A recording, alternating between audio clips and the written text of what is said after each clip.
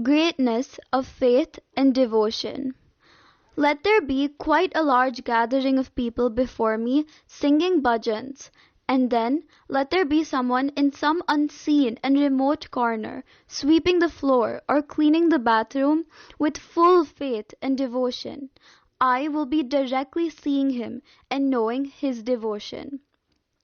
If someone is engaged in doing seva somewhere in the ashram, Lord Dattatreya, standing in the sanctum sanctorum of the temple, would have run to him and be there with him. Like this, when there is such a fine opportunity of making the Lord run to you wherever you are, if you do bhajan in order to please the onlookers and fellow devotees and get a good word from them, or if you do some seva because others are observing you, he will not be pleased. That kind of seva or bhajan serves no purpose. It is enough if we please the Lord with our seva. What is the use of pleasing others? The same thing with bhajan. You should not do bhajan because others are there to see you, or because you are afraid that Appa will scold you if you don't attend bhajan.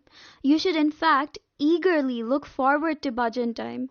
You should feel, what is the use of my being here if I miss that blissful time when I can be exclusively in his remembrance and contemplation?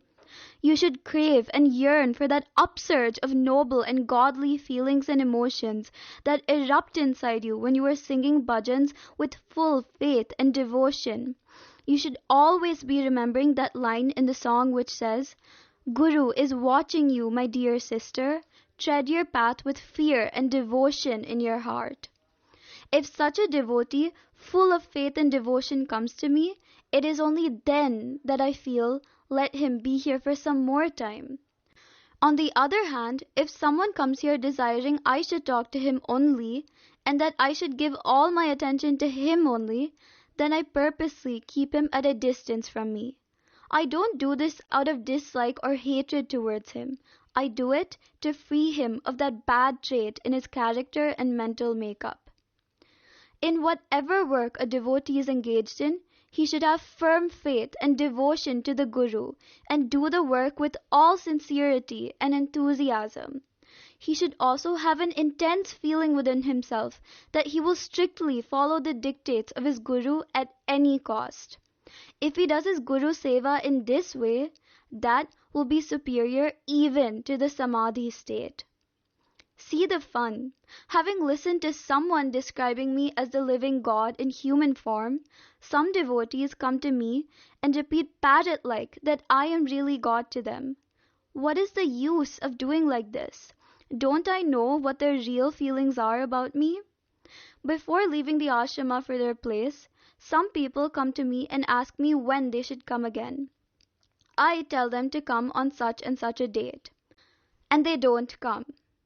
After having themselves asked, if they don't keep up their word, what is the use? People attending offices come and tell me that they have no time to do bhajan and dhyana because they have to go to the office.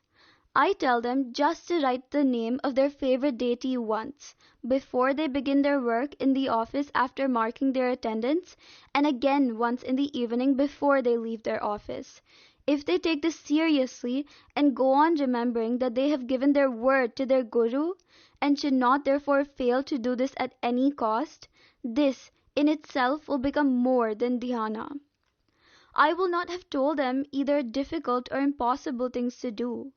Whatever work is entrusted to them, if they don't develop enthusiasm and real faith in doing them, what is the use? This is extremely important because it is only this real and firm faith that will make you noble, superior, and worthy.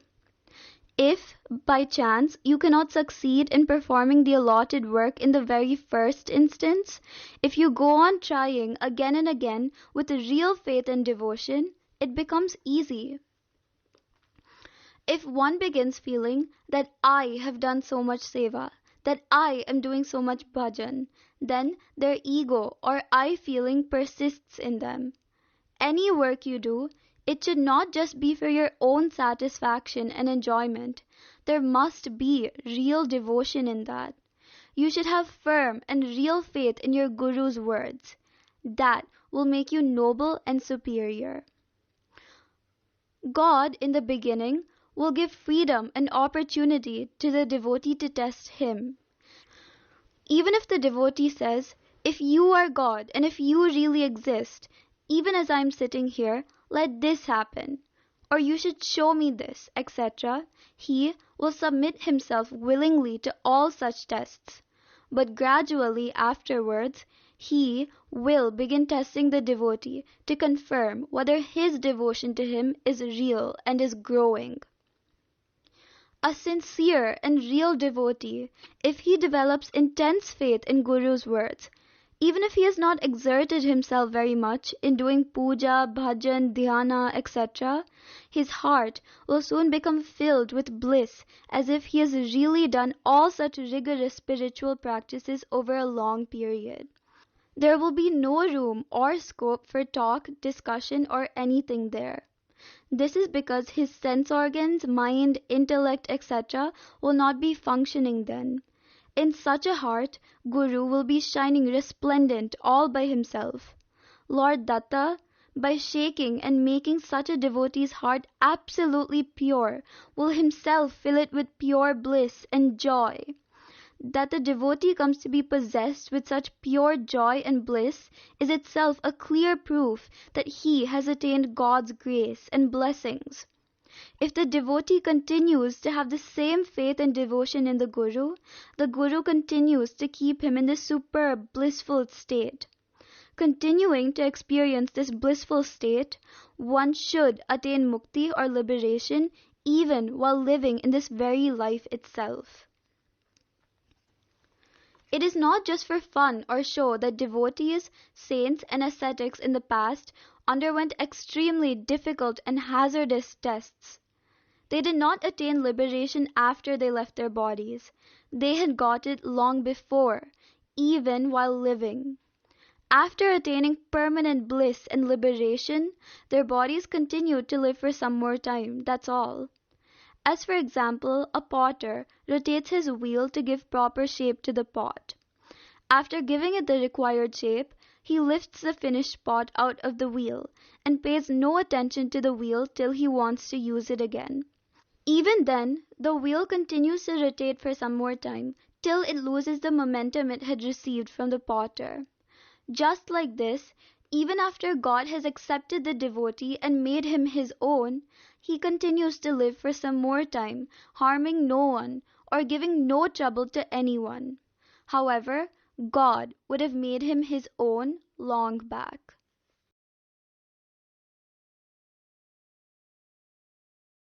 Envy. Due to any reason whatsoever, if one happens to become a host and extend hospitality to envy or jealousy, it invariably brings along with it anger, hatred, etc., which are its very close associates. It totally destroys one's peace of mind. To spiritual aspirants and seekers who are treading the path to truth, to reality, it becomes the greatest impediment to their progress. We derive absolutely no benefit whatsoever from it. Therefore, we should not entertain it in us.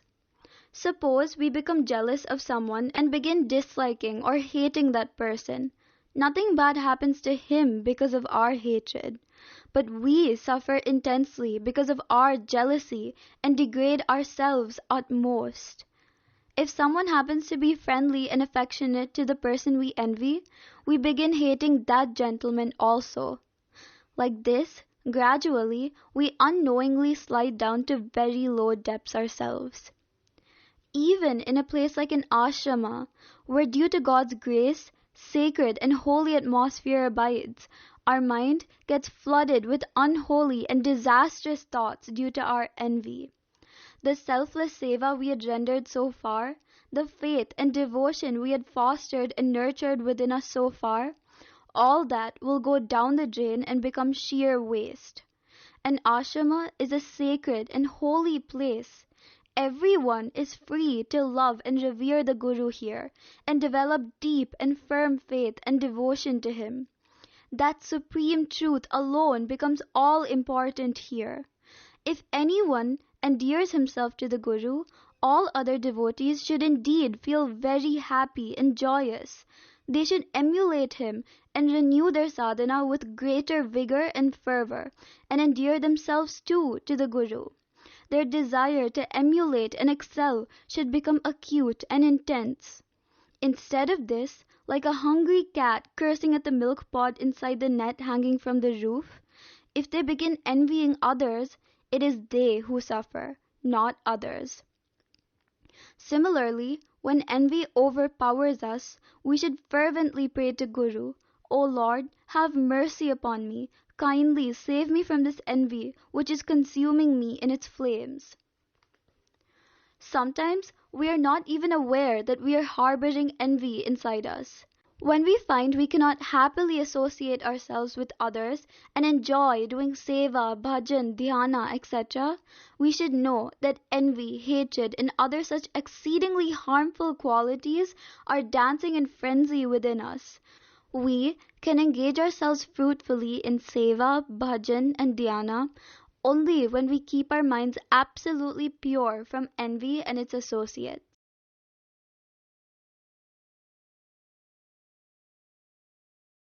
Guru-devotee relationship. The relationship between a guru and his devotee is a kinship that is unique and very special. In ordinary relationships, when some discord or estrangement occurs, if they want, they can say, "You are no longer my son, you are no longer my elder brother," etc., and cut off their relationship altogether. But Guru-devotee relationship is not of this type. Guru might have said anything, even if he had scolded the disciple very severely. A disciple will never feel that he should cut off his relationship with the Guru. To worship Guru is the same as worshipping God. If one gets Guru's grace, that disciple will go on remembering his Guru. He cannot forget him. Grace does not mean any other thing. It is just earning Guru's love and endearment. If he becomes dear to the Guru, that devotee cannot free himself from Guru's attraction and strong pull. This pull frees the devotee from all other worldly responsibilities and bondages, like wife, children, relatives, education, etc. It makes him not to bother about any of these responsibilities anymore. That devotee no longer runs after worldly enjoyments, luxuries, and pleasures. If one earns Guru's grace and blessings, that disciple, after leaving the body, attains his Guru, merges in him, and becomes Guru himself. In Dodderi Dattavadhoota Ashram, this song composed by Sadguru is sung by all the devotees, both morning and evening after the arati is over and before they sit for meditation. They go round the Utsara Murti of Lord Dattatreya singing this song. Many of the devotees, both young and old, ladies and gents, also dance with intense devotional fervor and joyous abandon while circumambulating.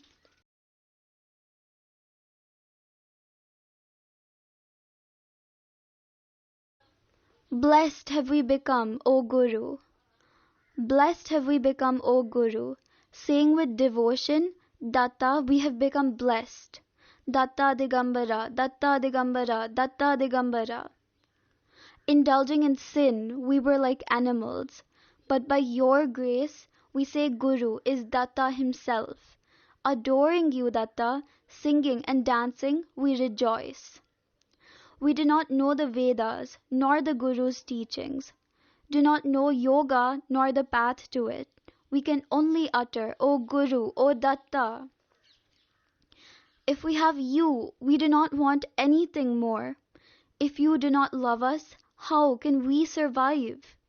Only by your grace we are living here. We have not studied the Vedas, nor have we uttered any mantras. By the merits of so many lives, we at last have got you. You came as Datta and destroyed all our sins. Without you, we would have been lost somewhere. and wasted our lives by repeated births and deaths. By great good fortune, we came somehow and had darshan of your lotus feet. Grant us pure devotion and destroy all our worldly bondages. Destroy our sense of separateness and evil and unholy desires. Don't delay, bless and keep us in your service. O Guru, we know neither devotion nor worship. When we see your devotees, we only bow to them with folded hands. It is our great good fortune that we can serve our Guru Datta always.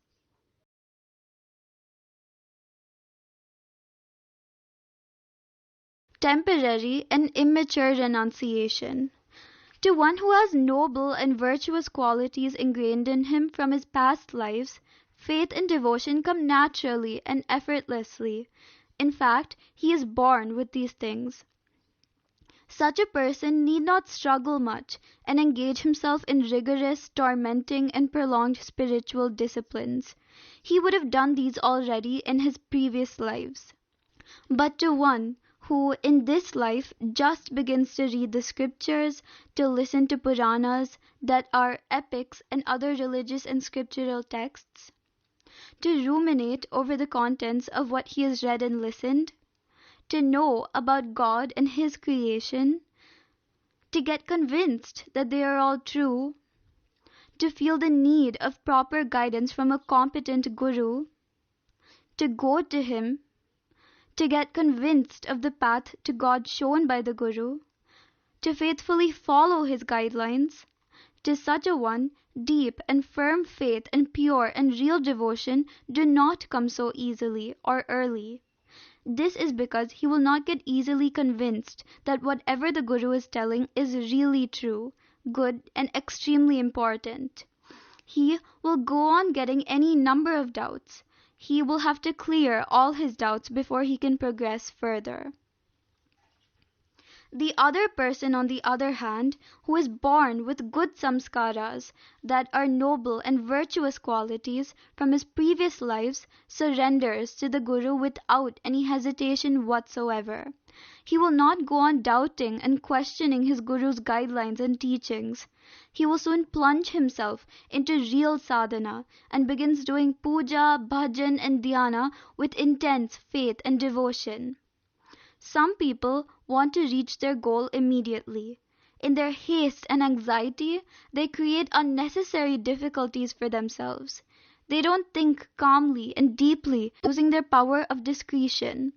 Succumbing to some sudden upsurge of emotions or due to some other reason, they become renunciates all of a sudden. One should do the proper thing at the proper time and the proper way. Otherwise, one is in for failure, disappointment, and frustration. He will create difficulties for himself and suffer unnecessarily. Outsiders will see only his actions, but will not the Guru know what is going on in his mind? Guru will be knowing why he has become a renunciate and what is going on in his mind.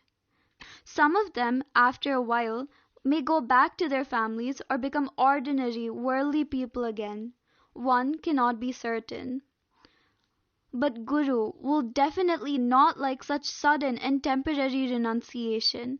He will never advise anyone to do such things. How one should live in the world is like this. He should live like a normal, well-behaved, decent citizen and lead a virtuous life. Inwardly, he should renounce everything. He should be free from all sorts of desires. He should have firm and deep faith and devotion. All the same, outwardly, he should be like any other person. What is of utmost importance is to keep one's mind and heart absolutely pure. All the rest do not matter at all.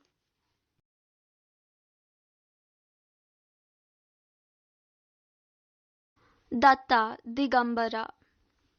Digambara is that which is inside everything and all permeating, which is a witness to everything, which is unattached to anything, which remains totally aloof and unaffected at all times, which is all-pervading and which is everywhere all by itself eternally. Datta is called digambara. Ambara means space, akasha. It is this space element which is the basis for all the other four basic elements, namely earth, air, fire, and water. And yet, it is aloof and unattached to any of them. It is beyond all of them and envelops them all. Like this, that eternal truth, that eternal reality is also all-pervading and all-permeating. That has become Datta, and so Datta is called Digambara. Digambara doesn't mean not putting on clothes and remaining naked only. In a way, this meaning is also correct, because one who remains naked is free from all sense of shame. He is under no one's obligation or favor. What does it matter if others make fun of him or talk ill of him? He is utterly indifferent to all such things. Nirvana or Digambara is not just not wearing clothes and remaining naked only. He should remain naked inside also. He should empty his mind of all its contents. He should become empty-minded or mindless. Then he becomes Digambara. The body in which Digambara lives is the Audambara tree. Datta says he lives in and his abode is the Audambara tree. That Parabrahma Tattva, that infinite reality who is Datta, is also Digambara or Ambara Swarupa. He is in the form of Ambara, in the form of endless space also. One who has faith and belief in him in this form and adores and worships him in this form, ultimately himself becomes Digambara. If one worships Datta as Audambara Swarupa, also the same thing happens. Lord Datta fulfills all his desires.